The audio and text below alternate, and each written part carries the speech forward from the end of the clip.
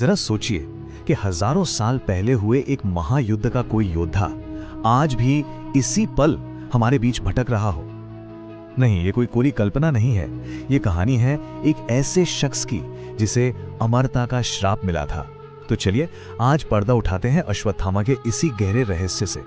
ये सवाल सिर्फ कहानियों किस्सों का नहीं है। ये सवाल आज भी जिंदा है उन दावों में, उन देखी सुनी बातों में जो इस अमर योद्धा के भटकने की गवाही देती हैं। एक ऐसा जीवन जीना जो कहा जाता है मौत से भी बदतर है। पर सवाल ये है, आखिर ऐसा क्यों हुआ? तो चलिए शुरू करते हैं इस अमर रहस्य की पड़ताल। कहानी की शुरुआत यहीं से होती है।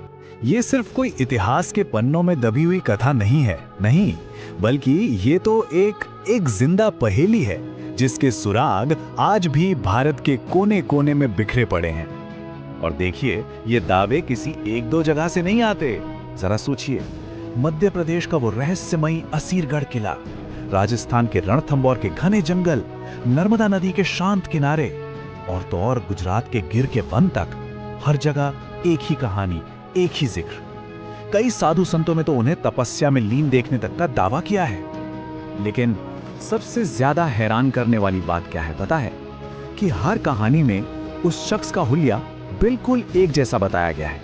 एक लंबा तगड़ा आदमी जिसके माथे पर एक ऐसा घाव है जो कभी नहीं भरता, उससे लगातार खून रिसता रहता है। और सोचिए, हजारों साल बाद भी उसके हाथ में आज भी वही धनुष है। शायद सबसे रोंगटे खड़े कर देने वाला किस्सा तो 1911 का है। एक ब्रिटिश अधिकारी ने अपने वृत्तांत में लिखा कि असीरगढ़ किले में उसकी मुलाकात ठीक ऐसे ही एक व्यक्ति से हुई। और जब उस अधिकारी ने उस रहस्यमयी शख्स से उसका नाम पूछा तो जानते हैं जवाब क्या मिला?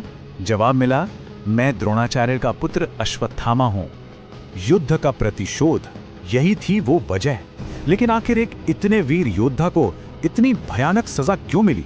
इस सवाल का जवाब हमें ले जाता है महाभारत के युद्ध के उस खूनी अंत में, उस एक रात में जहां सब कुछ बदल गया।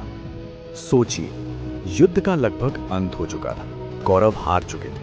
अश्वत्थामा के अपने पिता गुरु द्रोण मारे जा चुके थे। अब वो शोक और क्रोध के आग में जल रहा था। और इसी आग में अंधे होकर अश्वत्थामा ने एक ऐसा कदम उठाया जिसने युद्ध के सारे नियम, सारी मर्यादाएं तोड़ दी। उसने आधी रात के अंधेरे में सोते हुए पांडव शिविर पर हमला कर दिया। ये एक कायरतापूर्ण नरसंहार था। और उस एक रात की कीमत थी कृष्ण का श्राप। एक ऐसी सजा जो मौत से भी कहीं ज्यादा भयानक थी। और ये सजा देने वाले थे स्वयं भगवान कृष्ण। कहते हैं भगवान कृष्ण के शब्द पत्थर की लकीर थे। उन्होंने अश्वत्थामा को जो दिया वो अमरता का कोई वरदान नहीं था, वो एक सजा थी।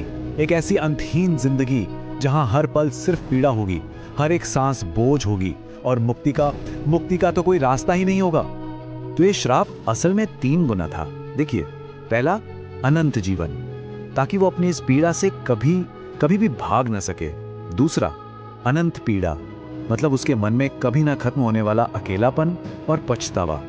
और तीसरा, और शायद सबसे भयानक, अनंत घाव, उसके शरीर से हमेशा बहता हुआ खून जो उसे हर पल हर क्षण उसके किए हुए पाप की याद दिलाता रहेगा।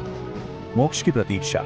तो सवाल ये उठता है कि क्या इस अंतहीन पीड़ा का कभी कोई अंत होगा भी?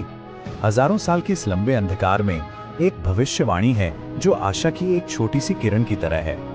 ऐसा माना जाता है कि जब ये युग यानी कलयुग अपने अंत पर होगा, तब अश्वत्थामा एक बार फिर दुनिया के सामने आएगा। और उसका लौटना सिर्फ एक व्यक्ति का लौटना नहीं होगा, बल्कि वो एक पूरे युग के अंत का संकेत होगा। और उसकी हजारों सालों की इस पीड़ा का अंत सिर्फ और सिर्फ एक ही तरीके से हो सकता है। वो होगा तब जब उसकी भेंट होगी भगवान विष्णु के अंतिम अवतार कल्कि से। सिर्फ वही उसे इस भयानक श्राप से मुक्ति दिला पाएंगे। लेकिन जब तक कल्कि का अवतार नहीं होता, तब तक क्या वो शापित योद्धा आज भी कहीं भटक रहा है, शायद हमारे ही बीच, अपने एक पाप की अनंत सजा काटते हुए?